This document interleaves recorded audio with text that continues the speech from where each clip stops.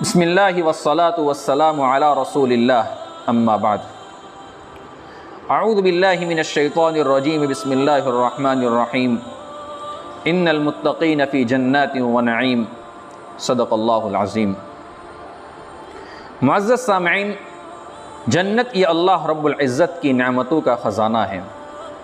قرآن کریم میں اللہ رب العزت نے اور احادیث میں اللہ کے رسول صلی اللہ علیہ وسلم نے جنت کی نعمتوں کا تذکرہ کیا ہے، لیکن ان کی کیفیت کیا ہوگی، وہ کیسی ہوگی، ان کا حسن کیسا ہوگا، اور ان نعمتوں کے ملنے کے بعد جسم میں کتنی ٹھنڈک محسوس ہوگی، کتنی راحت محسوس ہوگی، آنکھوں کو کتنی ٹھنڈک پہنچے گی، میرے دوستو ہم دنیا میں رہتے ہوئے اس کو تصور میں نہیں لا سکتے ہیں۔ قرآن کریم پارہ نمبر 21 میں اللہ رب العزت ارشاد فرماتے ہیں فَلَا تَعْلَمُ نَفْسٌ مَّا أُخْفِيَ لَهُم مِّن قُرَّةِ أَعْيُنٍ۔ کسی کو پتہ نہیں ہے کہ اللہ تبارک و تعالیٰ نے اپنے نیک بندوں کے لیے جو جنت میں نعمت تیار کی ہے ان کی آنکھوں کو ٹھنڈک پہنچانے کے لیے اس کا کسی کو علم نہیں ہے۔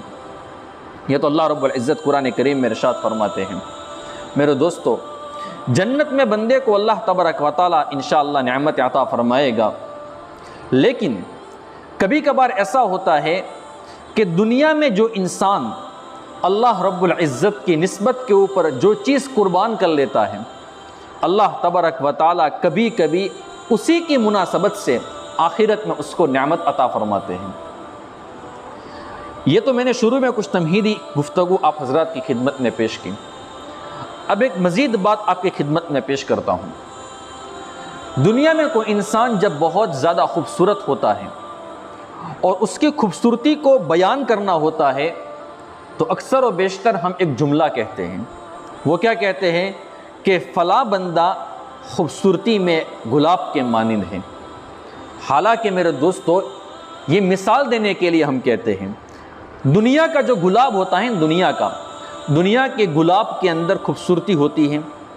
دنیا کا گلاب نازک ہوتا ہے، لطیف ہوتا ہے، باریک ہوتا ہے، اور دنیا کا گلاب بھی خوشبودار ہوتا ہے۔ جس انسان کی مثال دی جا رہی ہے خوبصورتی میں گلاب کے ساتھ، نہ وہ انسان باریک ہوتا ہے، نہ وہ انسان لطیف ہوتا ہے، نہ وہ انسان نازک ہوتا ہے، نہ وہ انسان گلاب کے مانند خوبصورت ہوتا ہے، اور نہیں تو اس انسان کے اندر بذات خود کوئی خوشبو ہوتی ہے۔ لیکن ایک مثال دینے کے لیے ہم یہ جملہ کہتے ہیں۔ میرے دوستو، جو لوگ دنیا میں اپنے آپ کو حرام کاموں سے بچائیں گے، جب شیطان ان کو گناہوں میں مبتلا کرنے کی کوشش کرے گا، نفس ان کو گناہوں پر ابارے گا اور بہت کنٹرول کریں گے وہ اپنے آپ کو، اور اس کے بعد وہ اللہ تبارک و تعالیٰ کے خوف کو یاد کریں گے، اللہ کی عظمت کو یاد کریں گے اور اپنے آپ کو گناہوں سے بچا لیں گے۔ میرے دوستو، کیا آپ جانتے ہیں کہ اللہ تبارک و تعالیٰ ان کو جنت میں کیا نعمت عطا کرے گا؟ حضرت مالک ابن دینار رحمۃ اللہ علیہ کے حوالے سے میں آپ کی خدمت میں ایک بات پیش کرتا ہوں۔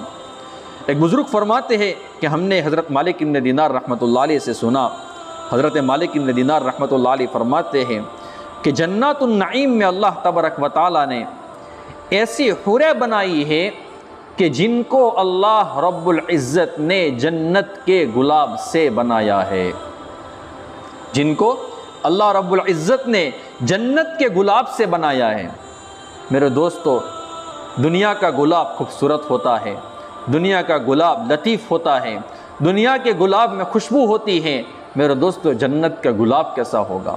جنت کے گلاب میں ناز کتنا ہوگا، جنت کے گلاب کے اندر لطافت کتنی ہوگی، باریکی کتنی ہوگی، اور جنت کے گلاب میں خوشبو کتنی ہوگی، اور پھر میرے دوستو اس جنت کے گلاب سے بننے والے حور کا حسن و جمال کیا ہوگا؟ میرے دوستو، ہم دنیا میں رہتے ہوئے اس کو تصور میں نہیں لا سکتے ہیں۔ حضرت مالک ابن دینار رحمۃ اللہ علیہ فرماتے ہیں اللہ رب العزت ان حوروں سے ان لوگوں کا نکاح کر دیں گے جو دنیا میں گناہوں میں اپنے آپ کو مبتلا ہونے سے بچاتے ہوں گے۔ شیطان جب ان کو گناہوں پر ابھارتا ہوگا، نفس جب گناہوں کا تقاضا کرتا ہوگا، وہ اللہ کی عظمت اور اللہ کے خوف کو یاد کر کے اپنے آپ کو گناہوں سے بچا کر اللہ کی اطاعت میں داخل ہوتے ہوں گے۔ اللہ تبارک و تعالیٰ ایسے لوگوں کو جنت کے گلاب سے بننے والے حوروں سے ان کا نکاح کرائیں گے۔ میرے دوستو، ہم اپنے آپ کو بچائے گناہوں سے۔ ہم یوں کہہ سکتے ہیں گویا کہ اللہ تبارک و تعالیٰ یوں ارشاد فرماتے ہیں گویا کہ میرے بندے، جب شیطان نے تجھے دنیا میں گناہ کے اوپر ابھارا، جب نفس نے تجھے گناہوں میں مبتلا کرنے کی کوشش کی، تو نے میرے خوف سے اور میری عظمت کو یاد کرتے ہوئے اپنے آپ کو گناہوں سے بچا لیا۔ میرے بندے، اب تو آخرت میں آ جا، اب تو جنت میں آ جا، میری رحمت کی آغوش میں تو جگہ لے لے، اور میں یہاں پر تیری جنت کے گلاب سے بننے والے حوروں سے نکاح کرا دوں گا۔ میرے دوستو، یہ جنت کے گلاب سے بننے والی حوریں ہیں۔ میں مزید ایک بات آپ کی خدمت میں پیش کرتا ہوں۔ حضرت مالک بن دینار رحمۃ اللہ علیہ کے حوالے سے ہے۔ ایک مرتبہ حضرت عطا رحمۃ اللہ علیہ نے حضرت مالک بن دینار سے فرمایا کہ حضرت، آپ ہمیں جنت میں جانے کا شوق دلائے۔ تو حضرت مالک بن دینار رحمۃ اللہ علیہ نے فرمایا، اے عطا، جنت میں ایک حور ہے جس کے حسن پر جنتی مرتے ہوں گے۔ اگر اللہ رب العزت نے جنت والوں کے لیے زندہ رہنے کا فیصلہ نہ کیا ہوتا اور موت کو ختم نہ کر دیا ہوتا تو اس کے حسن کو دیکھ کر جنتی سب کے سب مر جاتے۔ حضرت عطا رحمۃ اللہ علیہ نے جب یہ بات حضرت مالک بن دینار رحمۃ اللہ علیہ کی سنی تو اس کے بعد 40 سال تک وہ غمگین رہے ہیں۔ اس بات کو سننے کے بعد میرے دوستو، یہ اللہ تبارک و تعالیٰ نے جنت کے حوروں کا حسن و جمال بیان کیا ہے۔ ایک بات مزید میں آپ کی خدمت میں پیش کرتا ہوں۔ حضرت ابو ہریرہ رضی اللہ تعالیٰ عنہ فرماتے ہیں کہ جنت میں مومن کو ایک گھر دیا جائے گا، ایک مکان دیا جائے گا، اور اللہ رب العزت نے اس پورے مکان کو ایک موتی سے بنایا ہوگا، اور اس مکان میں اللہ رب العزت نے 40 کمرے بنائے ہیں، بیڈ روم جسے ہم کہتے ہیں، 40 کمرے بنائے ہیں، اور ان کے درمیان ایک درخت ہوگا، اور اس درخت سے لباس نکلیں گے، کپڑے نکلیں گے۔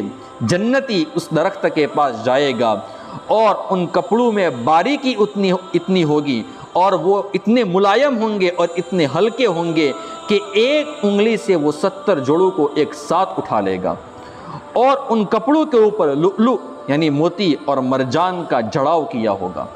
یہ اللہ رب العزت نے میرے دوستو جنت کی نعمتیں بنائی ہیں۔ ہم سب دعا کرتے اللہ تبارک و تعالیٰ سے کہ اللہ تبارک و تعالیٰ ہمیں بھی جنت کی اعلیٰ سے اعلیٰ نعمتیں اپنے فضل اپنے کرم سے عطا فرمائے، اور اللہ تبارک و تعالیٰ اول وہلے میں ہمیں جنت میں داخلہ مقدر فرمائے۔ آمین یا رب العالمین، وآخر دعوانا ان الحمد للہ رب العالمین۔